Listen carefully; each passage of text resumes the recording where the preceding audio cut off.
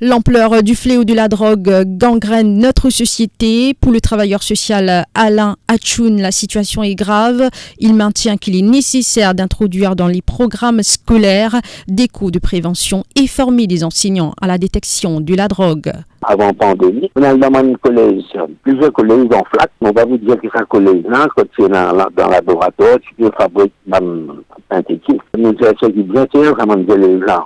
Je ne comprends. Celui qui ajoute dans sa région-là, le PP est terrible parce qu'il va nous enfants, c'est le monde, ce qu'ils peuvent consommer, un produit bien dangereux, bien nocif, qui est ciblé par de nouveaux clients. La clientèle est bien rangénie. Une nouvelle génération qui devient tape la parole dans le sens, mon enseignant, je n'ai pas au courant, je n'ai pas connu des pistes, c'est même du monde qui est dévié des autres situations. Depuis longtemps, on peut demander, mais non,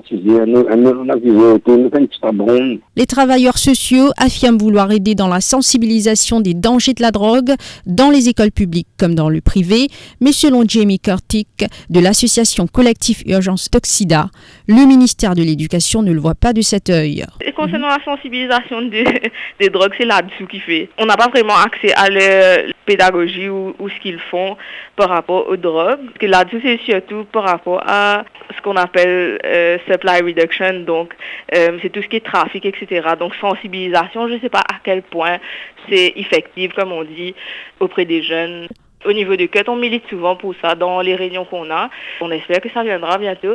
Le fait d'aller dans les écoles, etc., c'est un peu difficile. On n'a accès qu'aux écoles privées. Mahan Gangapasad indique que les chiffres en disent long sur l'ampleur du fléau de drogue dans le milieu scolaire. Il souligne que depuis 2015 à 2022, 81 cas ont été détectés dans l'enceinte de l'école et 182 cas en dehors de l'enceinte et s'interroge sur les mesures prises par le ministère de l'Éducation. Est-ce qu'il n'est pas high time pour qui, pas seulement le ministère de l'Éducation, mais l'ensemble comme une population, nous réveiller pour nous protéger davantage nos enfants? Il n'est pas suffit qu'il dans le Parlement, le ministre de l'Éducation vienne dire à nous, c'est une prévention. Si c'est une prévention, il n'est pas fait pour souffrir. Nous besoin protéger nos enfants au lieu nous envoyer nos enfants de prendre ces corps quand ils finissent affectés par synthétique.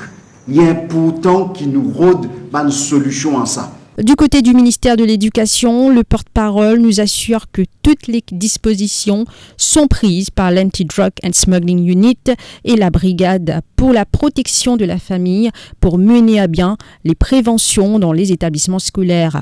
Le chargé de communication de ce ministère précise en outre qu'un service des psychologues a été mis en place pour aider les enfants victimes de drogue. Pour plus de vidéos, cliquez sur like.